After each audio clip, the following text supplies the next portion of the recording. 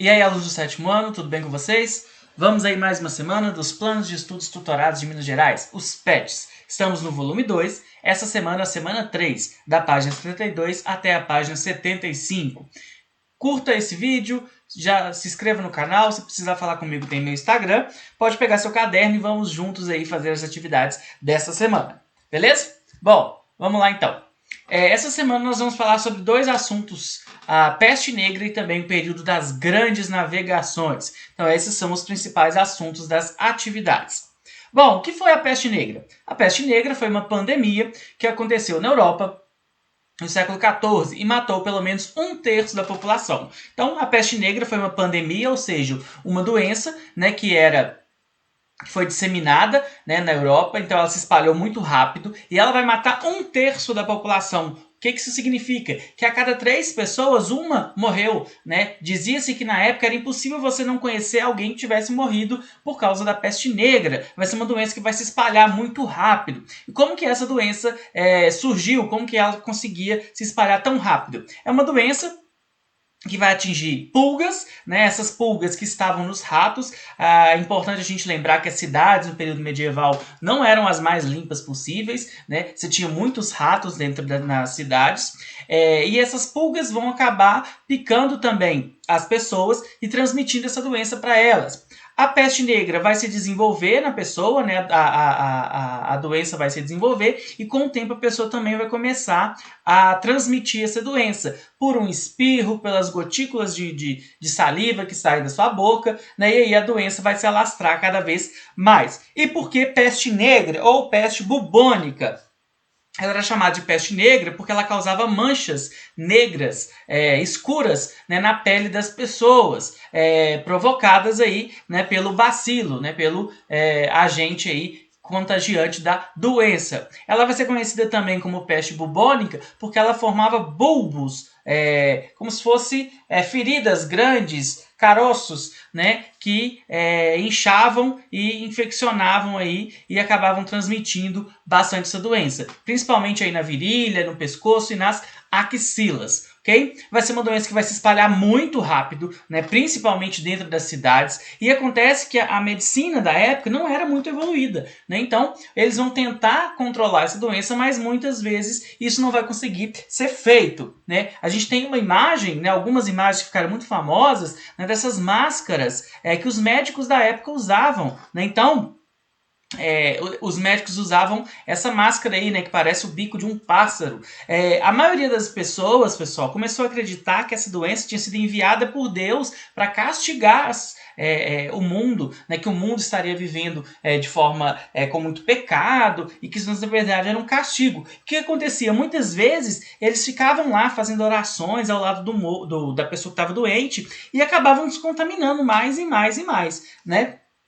A gente tem um quadro chamado aí O Triunfo da Morte, de 1562, que mostra essa visão de mundo que as pessoas tinham, né? Como se a morte tivesse triunfado. Então a gente pode ver nessa imagem aí uma destruição total, né? Eu trouxe um zoom num pedaço aí, olha só, um cavalo, né? Já uma caveira em cima dele, né? Ele também em formato de caveira, isso mostrando o quê? Que a morte teria ganhado. Essa aí também é uma outra imagem da época, né? Mostrando aí algumas caveiras dançando, tocando alguns instrumentos, mostrando como que essa doença matou muita gente, né, e assustou muitas pessoas. E como eu falei, a medicina não era tão evoluída, né, então eles não sabiam como tratar, eles não sabiam de onde vinha essa doença, ok?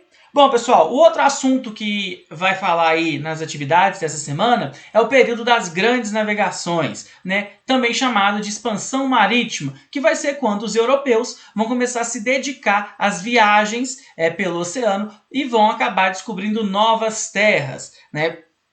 Então, olha só, as grandes navegações, também conhecidas como expansão marítima, foram o processo de exploração e navegação do Oceano Atlântico, que se iniciou no século XV e estendeu-se até o século XVI. Nesse período, os europeus descobriram novos caminhos marítimos para alcançar a Ásia. Além disso, chegaram pela primeira vez à terra até então desconhecidas por eles, como o continente americano, local ao qual chegaram em 1492. Então, os europeus, eles não conheciam a América, né? Eles não tinham uma rota de navegação que passava por aqui, eles não conheciam esse continente. E o período das grandes navegações vai ser o período que justamente eles vão começar a conhecer esses novos territórios, né? Graças a novos instrumentos que facilitavam a navegação, a descoberta de algumas rotas, isso vai fazer com que se descubra aí o continente americano. Como que os europeus imaginavam que ele era o mundo? Primeiramente, eles imaginavam que a Terra era plana, né? Então ela era plana como se fosse uma mesa, né? Uma pizza ou alguma coisa assim, e que se você fosse navegando, você ia chegar no fundo, no final ia cair, né? Então se vocês olharem aqui nessa imagem, olha, o navio que chegou lá no final, ele está caindo. Então eles tinham muito medo. Outra coisa, eles acreditavam que existiam criaturas no meio do oceano. Então, monstros que podiam engolir o navio com uma bocada só, sereias. Então, eles tinham muito medo, né, de começar a realizar essas navegações. Mas, com o tempo, eles vão começar a realizar essas navegações e vão começar a perceber que as coisas não eram exatamente como eles imaginavam. Bom, pessoal, a gente tem aqui um mapa que mostra esse período das grandes navegações. Então a gente tem aqui a Europa e a gente tem aqui a Ásia. Essa região aqui vai ser uma região muito que o comércio, né, vai gerar muitas riquezas, né? Os chamados produtos do Oriente. E o que os europeus queriam? Os europeus queriam um novo caminho para chegar até aqui, né? E eles vão acabar descobrindo um novo caminho, né, fazendo uma navegação até essa região, e em uma dessas buscas eles vão acabar encontrando aí o continente americano. Nas próximas aulas a gente vai ver isso aí. Pessoal, uma última informação importante, são duas teorias que existiam na época, né, que eram bem importantes. A primeira delas é o geocentrismo, né? Qual que é a ideia do geocentrismo? Além de acreditar que a Terra era plana, eles acreditavam que o planeta Terra estaria no centro do universo. Então todos os outros planetas e também o Sol giraria em torno da Terra, ok? Isso aí é o que a gente chama de geocentrismo.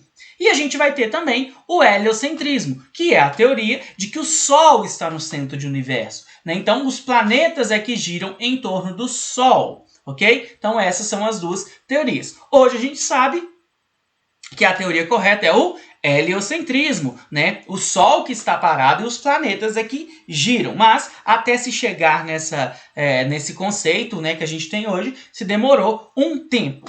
Beleza? Bom, então, com essas informações aí, dá pra gente fazer as atividades dessa semana. Vamos lá, número 1. A peste negra, também conhecida como peste bubônica, foi a pandemia mais devastadora registrada na história da humanidade, tendo resultado na morte de 75 a 200 milhões de pessoas, entre os anos de 1347 e 1351.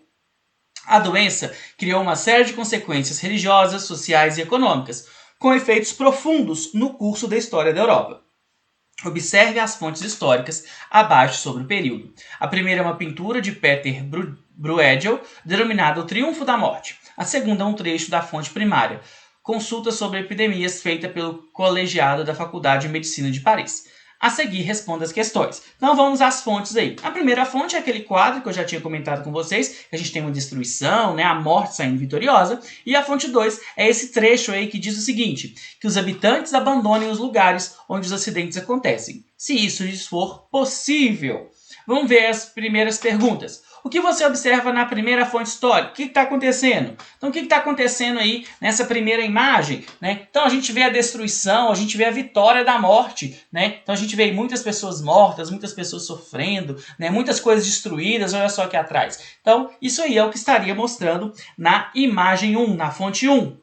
O que a segunda fonte histórica orienta que as pessoas façam em meio ao contexto da peste negra? Então, a fonte 2 fala que as pessoas têm que fazer o quê? Que os habitantes abandonem os lugares onde os acidentes acontecem. Então as pessoas têm que fugir, elas têm que correr, elas têm que ir para outro lugar, né? Próxima. Quais as consequências da peste negra para a economia, para a religião e para a sociedade da época? Vamos pensar o seguinte, para a economia.